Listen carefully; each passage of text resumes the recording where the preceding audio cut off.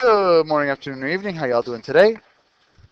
Welcome back to Mr. Morrow's Algebra 2 class.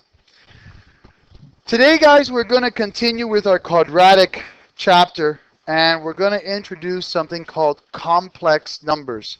Some of you have heard of these being called imaginary numbers, okay? Complex and imaginary are kind of one and the same, but I'm going to describe everything to you in detail because it's a very important part of algebra. So far, guys, up to this point, up to today, we have only been working with real number systems, okay? Rational numbers, irrational numbers, whole numbers, etc. Real numbers. Today we're going to learn about the complex number system.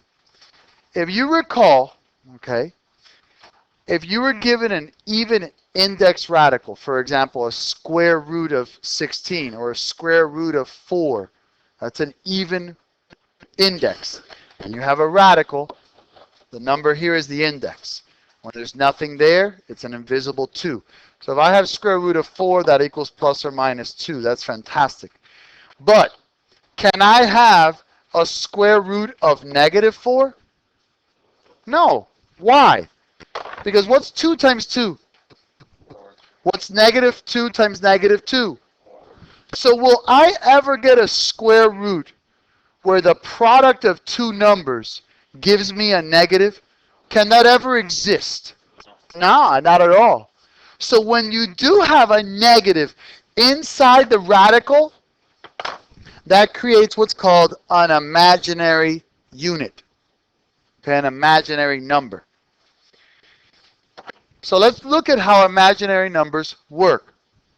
Whenever you see a square root of negative 1, there's a negative inside of a square root.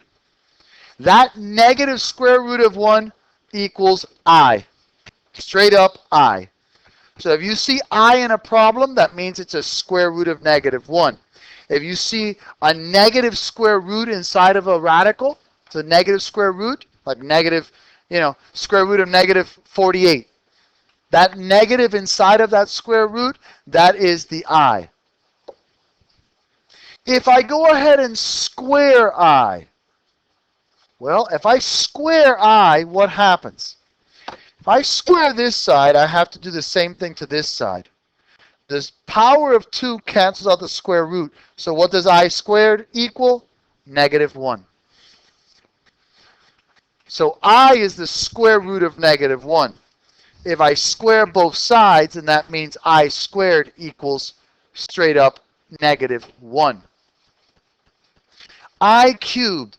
Well, I cubed is I squared times an I. Well, I squared is negative 1, so I cubed is negative I. And I to the 4th power. Well, if I take I squared times I squared, that's I to the 4th. I squared is negative 1 times another I squared, which is negative 1. And that gives me a positive 1. So I to the 4th power is positive 1. Okay, thank you. So I equals square root of negative 1. I squared equals negative 1. I cubed equals negative I. I to the 4th equals 1. That's the imaginary unit. By itself, just imaginary. So what's a complex number? Well, complex numbers are in the form of A plus BI, where A is the real part. So that's a real number. And B is the imaginary part. Actually, to be exact, BI is the imaginary part. So a complex number can look like this. 6 plus 3i. 6 is the real number. 3i is the imaginary part. Negative 8 minus 2i. Negative 8 is the real part. Negative 2i is the imaginary part. If I just have an imaginary number by itself, that's just an imaginary number. If I have a real number added to or subtracted from a imaginary number, that's called a complex number.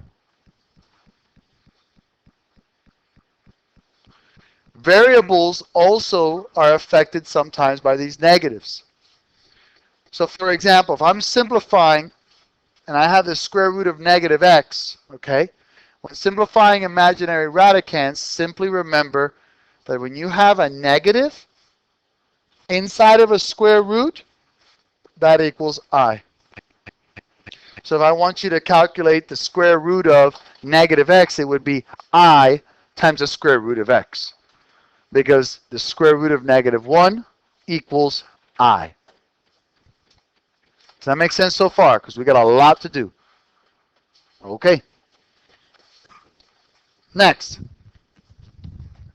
So I got the square root of the square root of negative 6. So what would that be?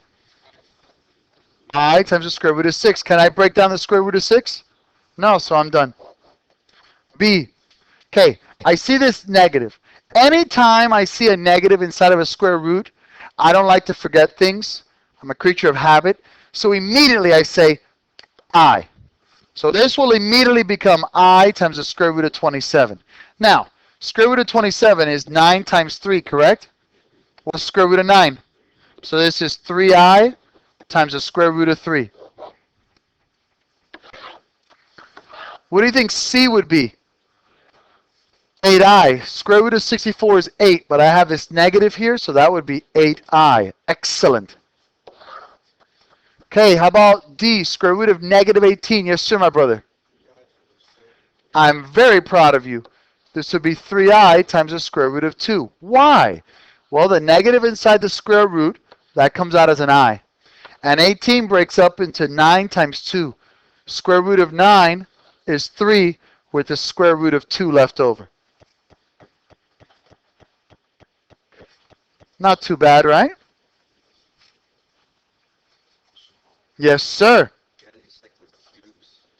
Come again, my brother? If the index is 3, you can have negatives. Think about it. Thank you for asking. It's a brilliant question, to be honest with you. If I have the cube root of negative 8, guys, what is negative 1 times negative 1 times negative 1? So this negative can come out as a negative 1 immediately. Now, what's the cube root of 8? 2. So the cube root of negative 8 is just negative 2. There's nothing imaginary about it. So, Mr. Morrow, why is it for square root? We'll go back to what I said at the beginning of the class. Let's say I have a square root of negative 25. What is 5 times 5? 25. What is negative 5 times negative 5? 25. Can I ever have a negative inside of a square root? No. So when I have a square root, I have to pull this negative out as an I. And then that will equal 5I. Thank you, sir. Any other questions? Very good question before I continue. Okay. Now, when simplifying complex numbers, you must write the simplified answer in standard form. This is not a choice. This is a requirement. Standard form is always A plus or minus the BI. So the real part always goes first, and then you add it to or subtract it to the complex number. So let's go ahead and check this out. This is 4 minus, what's the square root of negative 36? 6I. Done. Done. B. This is 8 plus, I'm going to pull this negative out here to make my life easy. So this is I times the square root of 32. And what does the square root of 32 break down to? 16 and 2. And what's the square root of 16? So this is 8 plus 4I square root of 2.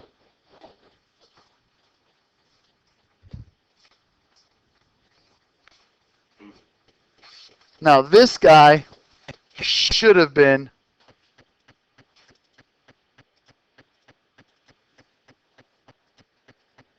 a negative. Okay.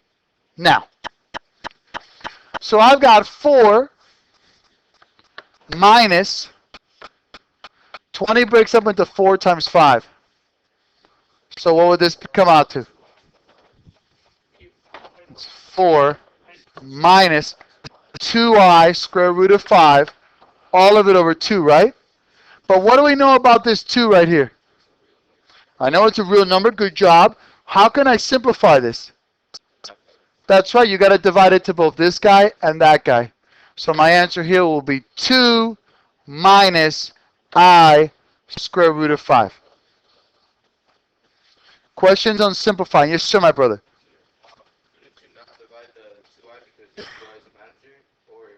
No, I didn't get rid of the I. I have 2 times I. 2 times I divided by 2 is just 1I now. You can work with the number part of it. You just can't divide I by 2. It'd just be I over 2. But since I have 2I divided by 2, that equals I. Thank you so much. Does that make sense, gentlemen? Okay. Now, the easy parts. When adding or subtracting complex numbers, simply add / subtract the real parts together with the real parts, and then the imaginary parts with the imaginary parts. You're basically adding like terms. It's like if I were to tell you 3 plus x plus 5 plus 6x. That'd be 8 plus 7x. You add the like terms. So I have negative 3 plus 8i minus 7 minus 3i. What do I first have to do with this negative here? Very good, gentlemen. Very proud of you. So negative 3 plus 8i minus 7 plus 3i. Negative 7 minus 3 is negative 10. And 8i plus 3i is plus 11i. You add real numbers with real numbers and imaginaries with imaginaries. Okay, for b, I got to first convert that square root of negative 49 into an I, so I can go ahead and add it to the 3i. So this will become 6 plus 7i, beautiful, plus negative 4 plus 3i. So what's 6 minus 4? 2. And then what's 7i plus 3i? 10i. Fantastic. How about C? What do I have to do with that negative here? I distribute. Excellent. Well done. So this is 5 minus 10i plus 7 plus 6i. So 5 plus 7 would be 12. And negative 10i plus 6i would be negative 4i.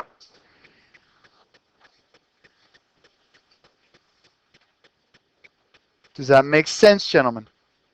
Are you sure? Because we still have quite a lot more to do. Anyone have any questions so far before I continue, gentlemen? Okay.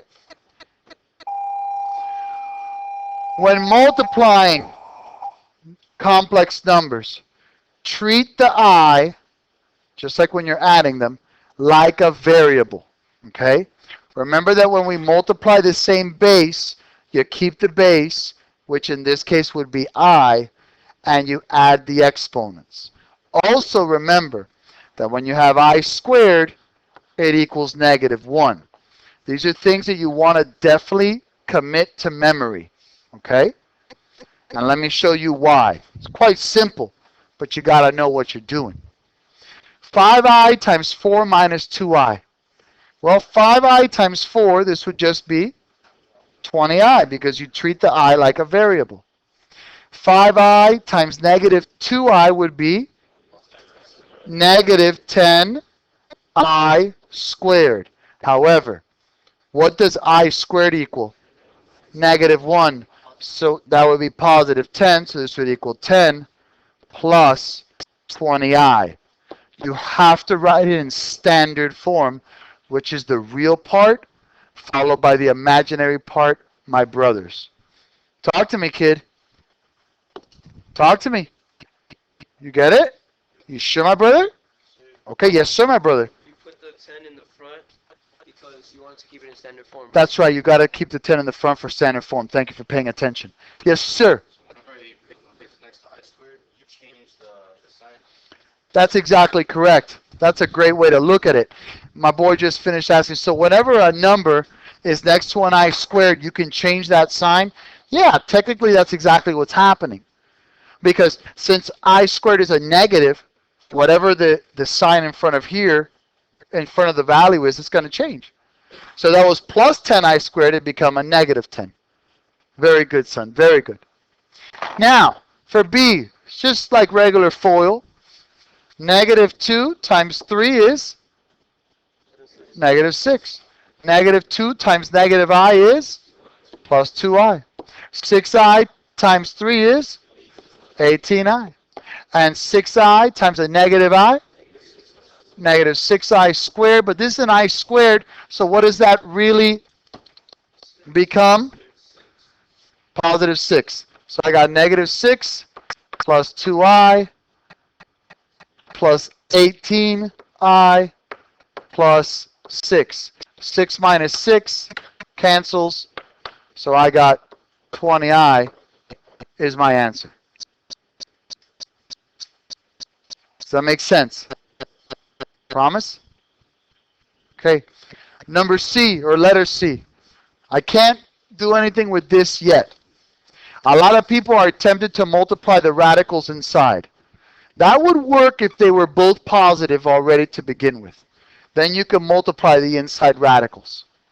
But if you multiply the inside radicals here, it's going to become a positive, and your I squared goes bye-bye. And that's not good.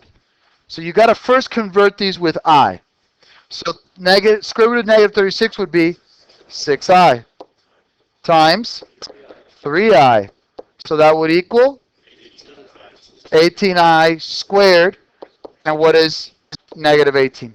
Beautiful. This isn't that bad, is it? It's not too bad.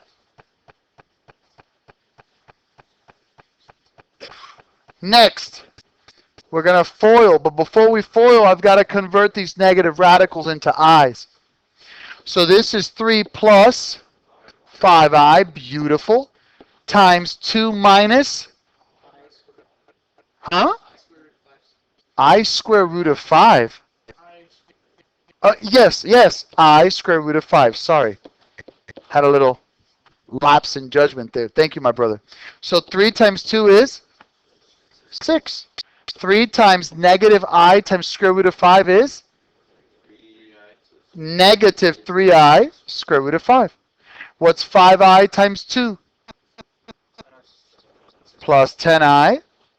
And then, what's 5I minus I square root of 5? 5I squared, beautiful, square root of 5. But this, what does that 5, actually, yeah. This would be a negative square root, negative 5I. Because remember, it's 5 times this negative. So now, what does that I squared equal, though? A negative 1, right?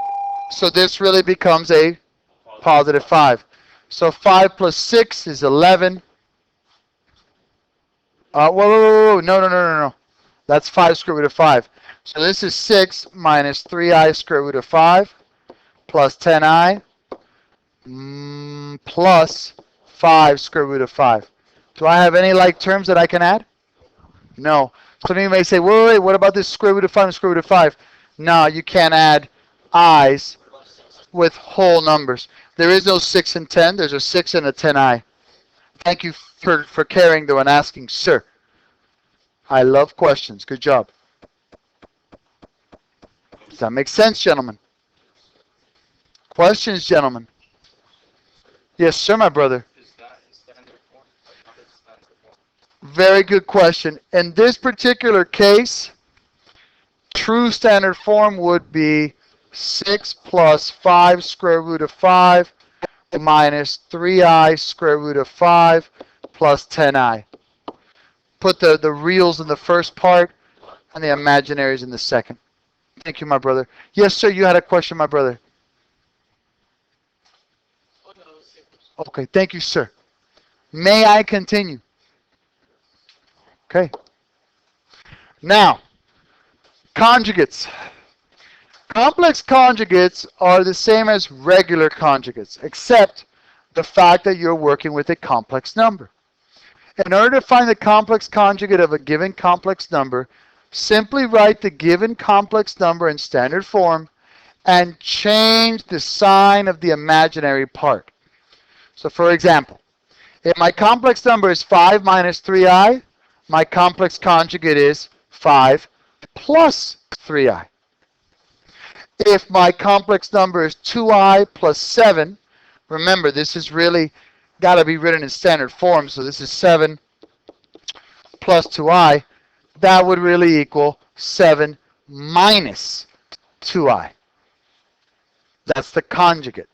So the conjugate is when you simply change the sign in front of the imaginary part of a complex number. So the conjugate is simply when you change the sign of the imaginary part of a complex number. How and why does this work? I'm going to show you in a second. But before we do that, I got to show you a little trick here. A reminder, if you will. When you multiply a complex number by its conjugate, you create what's called, which we've learned already, a difference of squares. And are left with the following. If you have a plus bi times a minus bi, it's the first term squared minus the second term squared. Okay? First term squared minus the second term squared. Remember that. Now, how does it work here? Let's multiply each of these. I've got 8 minus 5i times 8 plus 5i. What's the first term squared? 64. Minus, what's the second term squared? 25i squared. But what does this I squared make this 25 now? Positive. So it's 64 plus 25, so that would equal 89. Now, there are going to be some of us who refuse to memorize this. And if that's the case, okay, this is what you're going to have to go through though. If you refuse to memorize the easy and efficient way, you're going to have to go the long way. 8 times 8 is 64, plus 40i, minus 40i, minus 25i squared. The 40i and negative 40i cancel. Negative 25i squared still becomes positive 25, which equals 69. If you want to go through all of that, 89. If you want to go through all of that work, that's fine. I hope you have enough time to finish the quizzes and tests though. So I suggest that you learn what we already learned once before, which is the difference of squares. So, how would that apply here to B? I will say this though, guys. I'm not trying to be mean, I swear, but I am not going to placate you and do the long way. I will never do the long way again in class. If you want to do the long way, that is your prerogative. But I'm going to do it the correct way, which is using the difference of squares. So if I have 2 minus 4i times 2 plus 4i, first term squared is 4, minus second term squared is 16i squared.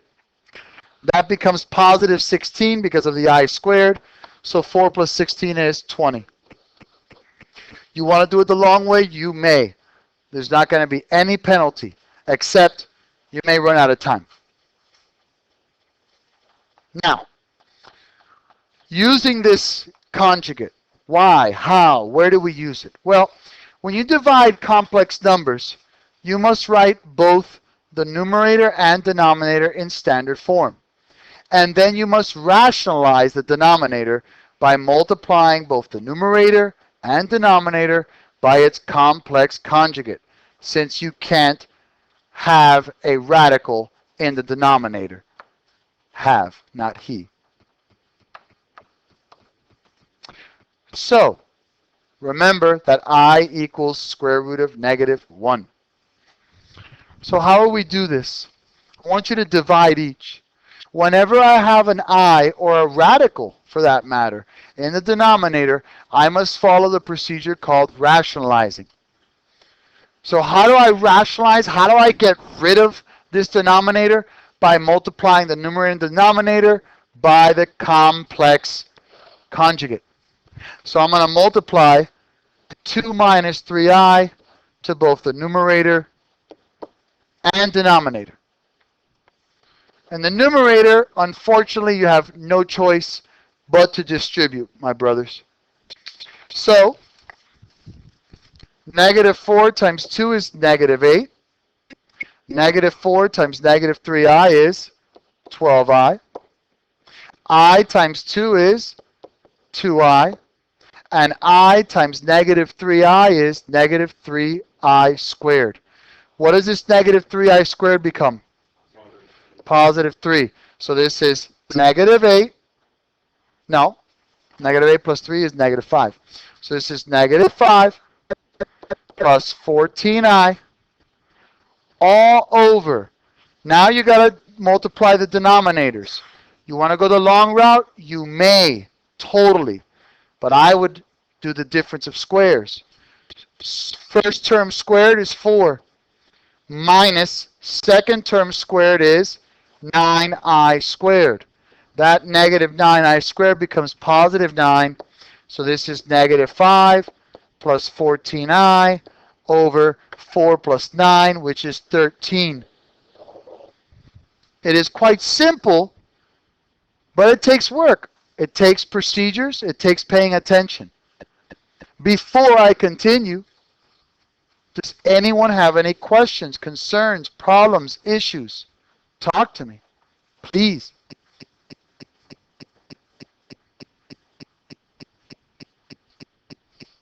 Yes, no, maybe, kind of, sort of? Okay. B, I want to divide this. I need to conjugate because I have an I in the denominator. So I'm going to multiply by my conjugate, 1 plus 3i, 1 plus 3i to both numerator and denominator. In the numerator, I'm out of luck, Chuck. I got to go ahead and distribute. I've got no choice. 4 times 1 is 4, plus 12i, plus 3i, plus 9i squared. What does this positive 9i squared become? Negative 9. Excellent. So this is negative 5 plus 15i over. Now I've got to multiply the denominator. First term squared is 1 minus second term squared is 9i squared. That negative 9i squared becomes a positive 9.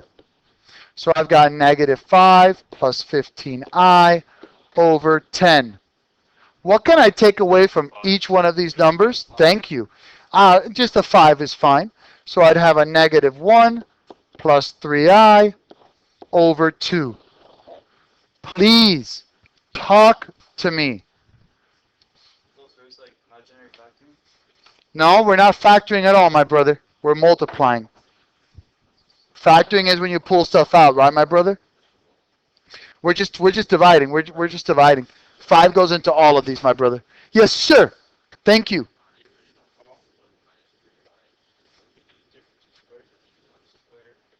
Yeah, 1 squared, which is 1, minus the second term squared, which is 9i squared. 9i squared is positive 9. 1 plus 9 is 10, sir. 1 plus 9 is 10, sir. Now, for C. For C, we don't have a complex number. We just have an imaginary number. It's not complex because there's no real part to it. You just have an imaginary part here. So whenever you just have an imaginary number, you don't have to change the sign. You literally just multiply it by itself to both top and bottom. Because the whole goal is to get rid of the radical in the denominator. And the way you get rid of I here is by multiplying by another I, so you can get I squared, so it can become a negative 1. So this will become 10i plus 12i squared. this positive 12i squared becomes a negative 12. So it's just negative 12 plus 10i over 2i times 2i is 4i squared, but that becomes a negative as well.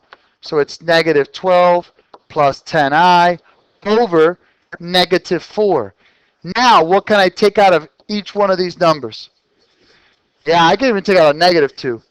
So I'm going to have 6 minus 5i over positive 2, and ding dong, the witch is gone. Yes, sir.